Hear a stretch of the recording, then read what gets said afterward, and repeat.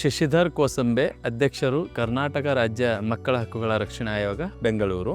ರಾಜ್ಯದ ಪ್ರತಿಯೊಂದು ಪೊಲೀಸ್ ಠಾಣೆಗಳಲ್ಲಿ ಮಕ್ಕಳ ವಿಶೇಷ ಪೊಲೀಸ್ ಘಟಕ HJP ಯೂನಿಟ್ ಅಂತ ಕರಿತೀವಿ.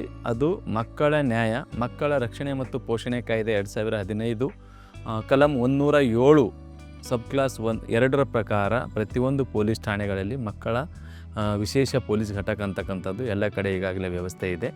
ಅದೇ ರೀತಿಯಾಗಿ 107 ಕಲಂ ಸಬ್ ಕ್ಲಾಸ್ 1 ಪ್ರಕಾರ ಪ್ರತಿಯೊಂದು ಪೊಲೀಸ್ ಠಾಣೆಯಲ್ಲಿ ಮಕ್ಕಳ ಪೊಲೀಸ್ ಕಲ್ಯಾಣ ಅಧಿಕಾರಿ ಜೊತೆಗೆ 2 ಸಹಾಯಕರನ್ನು ಈಗಾಗಲೇ ನೇಮಕ ಮಾಡಲಾಗಿದೆ.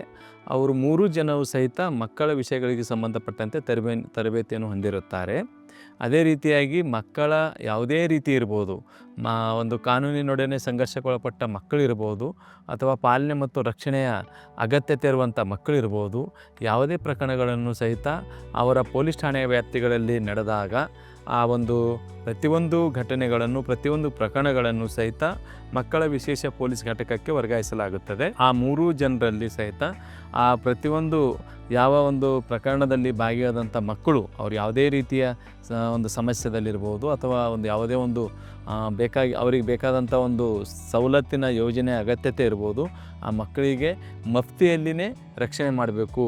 ಅದೇ ರೀತಿಯಾಗಿ ಬಹಳ ಸಂವೇದನಶೀಲತೆಯಿಂದ ಮಕ್ಕಳೊಂದಿಗೆ ವ್ಯವಹಾರ ಮಾಡಬೇಕು.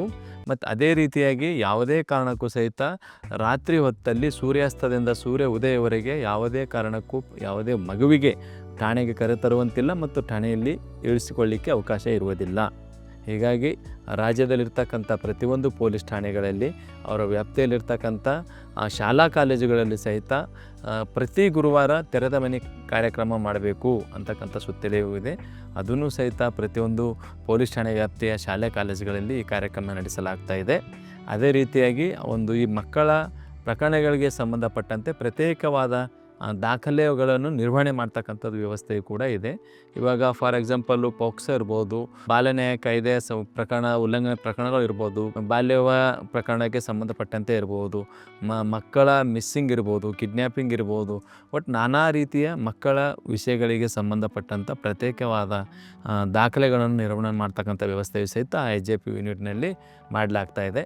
ಒಟ್ಟಾರೆಯಾಗಿ ಪ್ರತಿಯೊಂದು ಮಗುವಿನ ಪ್ರತ್ಯೇಕವಾದಂಥ ಘಟಕವು ಮಕ್ಕಳ ಸರ್ವತೋಮುಖ ಅಭಿವೃದ್ಧಿಗೆ, ಅವರ ರಕ್ಷಣೆ ವ್ಯವಸ್ಥೆಗೆ ಅದು ಸಹಕಾರಿಯಾಗುವ ರೀತಿಯಲ್ಲಿ ಕಾರ್ಯನಿರ್ವಹಿಸ್ತಾ ಇದೆ ಅಂತ ಹೇಳ್ಬೋದು. ಪ್ರತಿಯೊಂದು ಪೊಲೀಸ್ ಠಾಣೆಗಳಲ್ಲಿ HJPನ ಘಟಕ ರಚನೆ ಮಾಡಿದ್ದಾಗ ಅನುಷ್ಠಾನ ಮಾಡಿದ್ದ ಮುಂದುವರೆದ ಭಾಗದಲ್ಲಿ ಸಬ್ ಕ್ಲಾಸ್ 6 ಹಾಗೂ 86 ಸಬ್ ಕ್ಲಾಸ್ 11 ಪ್ರಕಾರ ಮಕ್ಕಳ ವ್ಯವಸ್ಥೆಯಲ್ಲಿ ಸಂಬಂಧಪಟ್ಟಂಥ ಪದನಿಮಿತ್ತ ಅಧಿಕಾರಿಗಳು, ಅಂದರೆ ಆಯಾ ಜಿಲ್ಲೆಯ ನ್ಯಾಯಾಧೀಶರದು, ಅಲ್ಲಿನ ಮತ್ತು ನಮ್ಮ ಕಾನೂನು ಸೇವೆಗಳ ಪ್ರಾಧಿಕಾರದ ಅಧ್ಯಕ್ಷರದು, ಸದಸ್ಯ ಕಾರ್ಯದರ್ಶಿಗಳು, ಮಕ್ಕಳ ಕಲ್ಯಾಣ ಸಮಿತಿ ಅಧ್ಯಕ್ಷರು ಸದಸ್ಯರದು, ಬಾಲನ್ಯಾಯ ಮಂಡಳಿ ಅಧ್ಯಕ್ಷರು ಸದಸ್ಯರದು, ಅದೇ ರೀತಿ ವಿವಿಧ ಮಕ್ಕಳ ಒಂದು ರಕ್ಷಣೆಗೆ ಸಂಬಂಧಪಟ್ಟಂತೆ ಮಹಿಳಾ ಮತ್ತು ಮಕ್ಕಳ ಅಭಿವೃದ್ಧಿ ಇಲಾಖೆ ಉಪನಿರ್ದೇಶಕರದು, ಜಿಲ್ಲಾ ಆರೋಗ್ಯ ಮತ್ತು ಕುಟುಂಬ ಕಲ್ಯಾಣ ಅಧಿಕಾರಿಗಳದು, ಒಟ್ಟಾರೆಯಾಗಿ ಮಕ್ಕಳ ಒಂದು ರಕ್ಷಣೆ ವ್ಯವಸ್ಥೆಗೆ ಸಂಬಂಧಪಟ್ಟಂಥ ವಿವಿಧ ಪದನಿಮಿತ್ತ ಅಧಿಕಾರಿಗಳ ಮಾಹಿತಿಯನ್ನೊಳಗೊಂಡ ಒಂದು ಶಾಶ್ವತವಾದಂಥ ಒಂದು